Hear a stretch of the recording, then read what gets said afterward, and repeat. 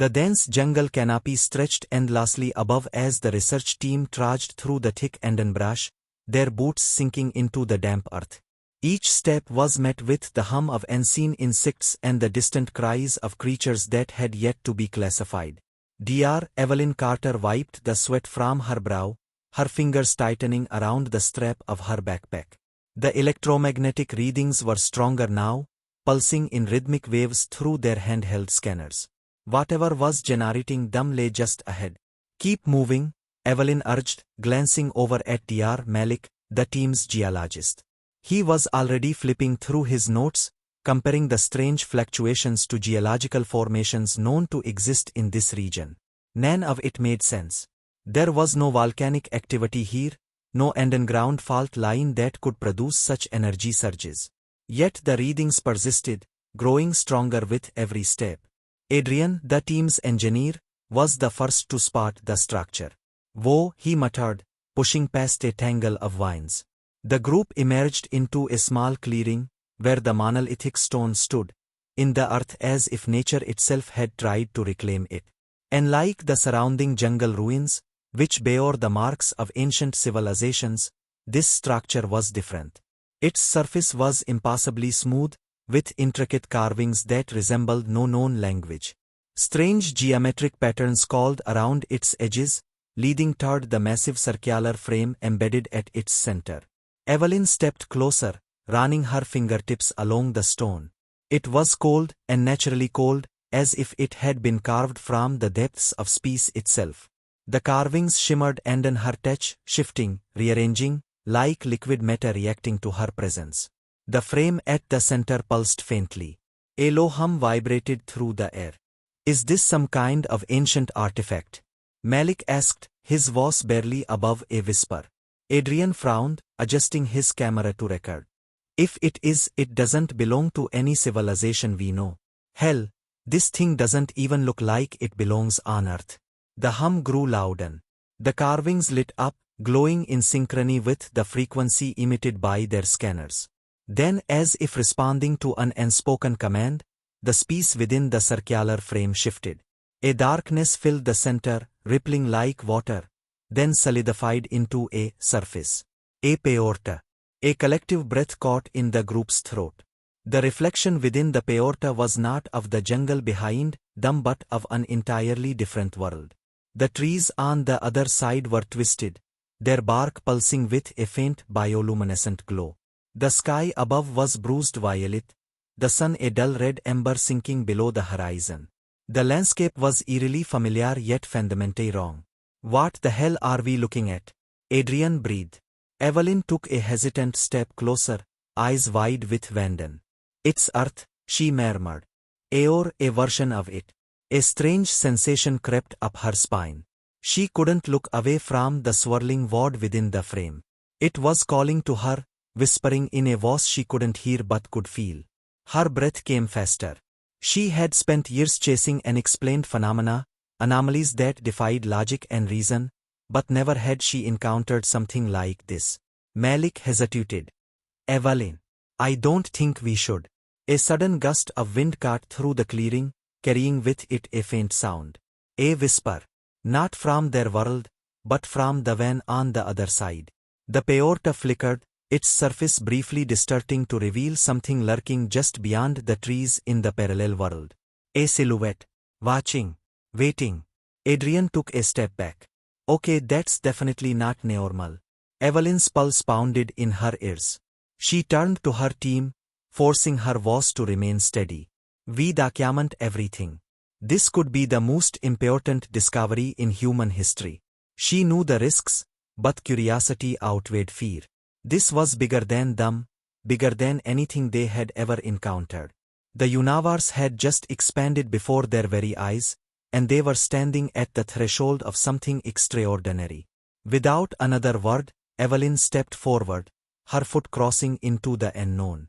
Van by van, the team followed, vanishing into the swirling void. The last thing they heard before the peorta swallowed them whole was the whisper of the jungle, carrying a warning they would only understand too late. The moment Evelyn's foot touched solid ground on the other side, an unnatural silence engulfed them. The air was thick, heavier than it had been in the jungle they had just left. It carried a metallic taste, sharp and unsettling, as though the very atmosphere was laced with something foreign. The ground beneath their boots was damp, yet it didn't feel like soil. It was softer, almost spongy, pulsing faintly beneath their weight. The others stepped through behind her, their breath heavy with the anticipation of the unknown. Evelyn took a slow, cautious step forward, scanning the surroundings. The landscape was eerily similar to the world they had left behind, but there were distortions, subtle at first, then glaringly obvious. The trees loomed taller, their trunks twisted unnaturally, as if they had been forcefully stretched. Their bark pulsed, as though something alive thrived beneath the surface, writhing just out of sight. The leaves above shimmered under the dim, reddish light of the sun, their colors shifting between deep purples and sickly greens. There was no wind, yet the branches moved, their motion sluggish, like something breathing in the dark. Adrian adjusted his equipment, his fingers fumbling slightly. "We're getting readings, but these aren't normal. The air pressure, the gravitational pull, it's close to Earth's, but slightly off. Like everything here is mimicking home but not getting it completely right." Malik pulled out his GPS, glancing down before his expression darkened. "That's not possible." Evelyn turned to him. "What's wrong?" He held the device up, showing the screen. "We should be at the exact coordinates of our world, but these numbers are wrong. Everything is shifted slightly, like a warped reflection." A low, distant sound echoed through the trees, a howling, but not from any creature they recognized. It was distorted, stretched and broken, as though the air itself was struggling to carry the noise properly. It sent a chill through the group. Evelyn motioned for them to move, keeping their steps slow and deliberate. They needed to document everything, but more importantly, they needed to find a landmark, something that could anchor them to this place, something familiar. As they pressed forward, a familiar structure came into view. Evelyn's breath caught in her throat. It was their research station.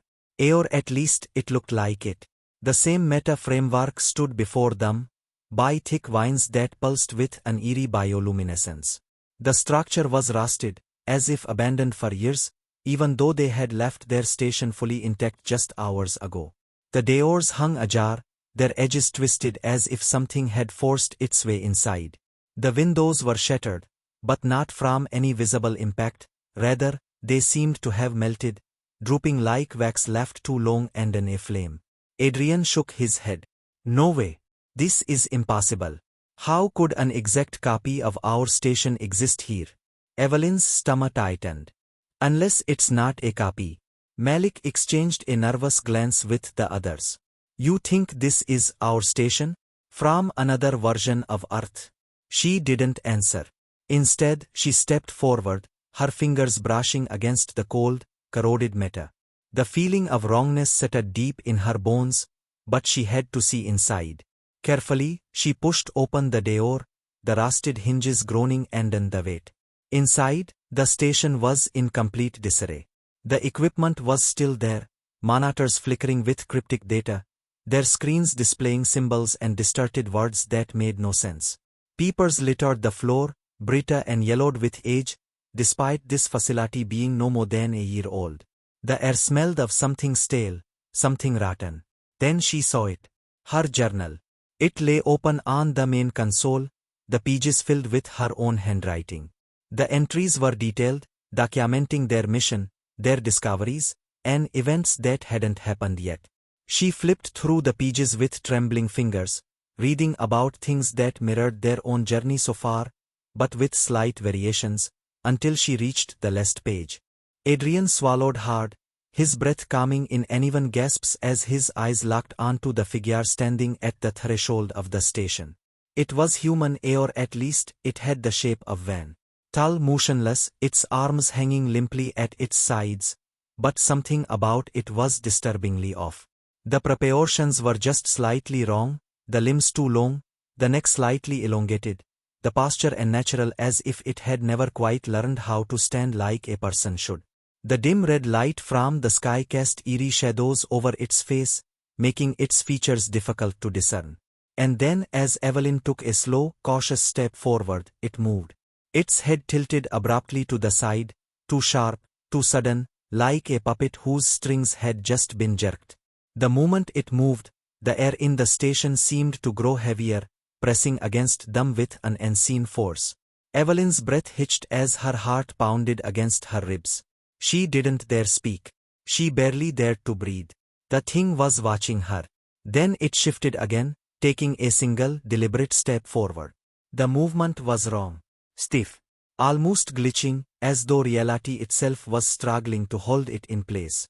As the last sliver of light from outside caught its face, Evelyn felt her blood run cold. It was her own face staring back at her. A perfect, horrifying reflection. Almost perfect. The eyes were deep black wells that swallowed any trace of light. Adrian stumbled back, nearly knocking over a chair. What the hell? Before he could finish, another shadow appeared behind the first. Then another. And another. More figures stepped out from the twisted jungle, identical copies of the team, emerging one by one with the same unnerving silence. Each of them stood perfectly still, each wearing the same blank, soulless expression, their heads tilting at the exact same time. Malik's voice was barely above a whisper. They're us. No, Evelyn breathed, her hands shaking. They're not us. They're something else. The copies began to move, slow and deliberate, stepping in unison. Their movements weren't natural, but calculated, like something that had studied how humans walked but had never quite gotten it right. Every step they took felt like a slow invasion, an inevitable approach. The real Evelyn stepped back instinctively, her body tensing. The urge to run gripped her muscles, but something inside told her not to turn away, not to make a sudden move. The feeling of being watched was overwhelming now, pressing into every nerve in her body. Adrian fumbled for his flashlight, his hands shaking as he flicked it on. The beam cut through the dimness, landing directly on one of the copies. The reaction was immediate and violent. The figure recoiled as if struck, its entire body glitching, its form flickering like a scrambled video signal. Its face twisted, contorting between multiple expressions at once, some of them human, some of them completely alien. It let out a strangled sound, not quite a scream, not quite a growl, something caught between the two, and suddenly the others reacted as well. The air filled with the eerie distortion of their movements, their bodies flickering, shifting between forms. For a brief moment, Evelyn saw something beneath the skin, something else trying to push through, something with too many eyes, too many limbs, something utterly wrong. Run, Malik whispered, his voice breaking. They bolted. Evelyn didn't dare look back as she sprinted through the overgrown path, her legs burning with effort. The jungle around them seemed to shift, branches twisting, trees moving as if the world itself was alive and trying to trap them. The thick roots called out of the ground, forcing them to jump over them, slowing their escape. The sound of movement behind them was growing louder, the copies moving in pursuit, their unnatural steps slamming against the ground in eerie synchronization. Adrian shouted as he stumbled, barely catching himself before he fell into the dirt. Evelyn grabbed his arm, yanking him forward. There was no time to slow down. Then she saw it. The peorta. It was still open, still pulsing with that strange, rhythmic energy. The swirling surface beckoned like a doorway to salvation. But something was wrong. A dark figure stood just in front of it. It wasn't a copy this time. It was something else entirely. A grotesque fusion of shifting forms, writhing in and out of existence, its body made of multiple limbs and faces, merging, separating, reforming in an endless, sickening cycle. Its eyes, too many eyes, locked onto them as its many mouths spoke in unison. You were never meant to leave. A deep, unnatural dread took hold of Evelyn's chest, freezing her to the spot for a heartbeat too long.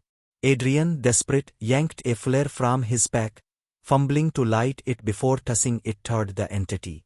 The reaction was immediate. The creature let out an inhuman shriek as the fire illuminated its form. The momentary distraction was all they needed. "Go!" Evelyn shouted. They dove toward the peorta, its surface pulling them in like gravity itself had been reversed. The last thing Evelyn saw before the darkness swallowed them was the sight of the entity writhing, contorting, and then lunging forward just as the world vanished around them. The moment Evelyn's body hit the ground, she gasped for air, her lungs burning as if she had just surfaced from drowning. The damp jungle soil beneath her hands was familiar, grounding, but the echo of the creature's distorted voice still rang in her ears. For a split second, she didn't move, fearing that if she did, she would find herself still trapped in that twisted world. But then, the weight of reality settled in, she was back. They had made it. A sharp groan to her right snapped her attention to Adrian, who was sprawled out, clutching his side, his breathing ragged. Malik landed last, rolling onto his back, his chest rising and falling in rapid bursts. The jungle around them was eerily silent, the usual buzz of insects and distant animal calls strangely absent. The peorta, once a swirling abyss of energy, flickered violently behind them like a dying light bulb. Then with a final pulse, it collapsed in on itself with a deafening crack, leaving nothing but empty space where it had once stood. For a moment, none of them spoke. Evelyn slowly pushed herself to her feet, her limbs trembling with exhaustion. The weight of what had just happened pressed heavily on her chest, but there was no time to process it. They had to make sure this was real, that they were truly back in their own world. Adrian wiped his mouth with the back of his hand, his face pale. "Did we?" He stopped himself, shaking his head.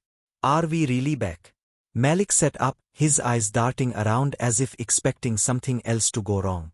He pulled out his GPS and checked the coordinates. The screen flickered before stabilizing. "These are our numbers," he said breathlessly. "They match perfectly. This is our Earth." Relief hit them all at once, but it was. Evelyn turned in a slow circle, scanning the jungle with wary eyes. Something still felt wrong. It was too quiet. The jungle should have been alive with the sounds of insects, buds, the rustling of leaves. But it was as if the entire forest was holding its breath. Then she noticed the sky. Her stomach clenched. The stars above twinkled in familiar constellations, but as she stared, she realized they were shifting. It was almost imperceptible, but the positions were changing, just slightly, just enough to make her blood run cold. Malik noticed it too. His jaw tightened as he followed her gaze. "No," he whispered, shaking his head. "No, no, no. That's not possible." Adrian's hands clenched into fists. "What? What is it?" Evelyn forced herself to stay calm, but her fingers trembled at her sides. "The stars aren't supposed to move like that." She turned slowly, her pulse quickening. "Something's still off." Malik checked his GPS again, cycling through the data, as if desperate to prove to himself that they were home. But then he froze. His entire body went rigid. His hands, which had been steady despite everything they had just gone through, started to shake. Evelyn's breath hitched. "Malik."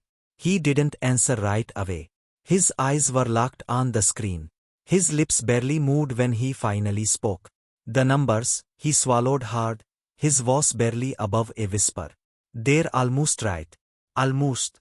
Evelyn's pulse thickened in her ears. "What do you mean almost?" He turned the screen toward them. At first glance, everything looked normal. But then she saw it, the coordinates were off by the slightest fraction, a decimal shifted where it shouldn't have been, a deviation so small that anyone else might have overlooked it. But they knew better. Adrian took a step back, his breathing uneven. "No, no, we got out. We saw the peorta close. This has to be our world." But deep down, Evelyn knew. The silence of the jungle, the way the air felt just a little too thick, the way her own skin prickled with something unshakable, something that whispered in the back of her mind that they had made a mistake. The peorta had closed, but not before something had changed. Or worse, before they had been pulled into yet another version of reality. When so similar, so close to their own, that the difference was nearly invisible. Evelyn's fingers curled into a fist. She glanced down at her arm, at the faint scratch she had gotten earlier that day. It was gone. Her skin was smooth and marked. She turned to Adrian, who was still breathing heavily, panic setting in. "Show me your hand," she demanded. He hesitated but held it up. It was unscathed. Evelyn's stomach dropped. Adrian had caught his hand climbing through the ruins. She had seen the blood, had watched him bandage it. But now there was nothing. Not even a scar. "No," she whispered. Her voice broke. "No." Malik rubbed his temples, his breath ragged. "It's too close," he muttered, shaking his head. "It's too damn close." The realization settled over them like a suffocating weight. They hadn't escaped. They had only traded one world for another. One so perfect, so identical that they might have never noticed, if not for the smallest, most terrifying details. Adrian stumbled back, gripping his hair. "Then where are we?" Evelyn looked around, at the jungle that was almost theirs, at the stars that were almost right. The fear clawed at her chest, but she forced herself to take a steadying breath. "I don't know," she admitted, her voice hollow. "But we need to find out." The wind picked up suddenly, rustling through the trees. It was the first sound they had heard since returning. But as the leaves whispered, carried on the breeze, Evelyn swore she could hear something else beneath it.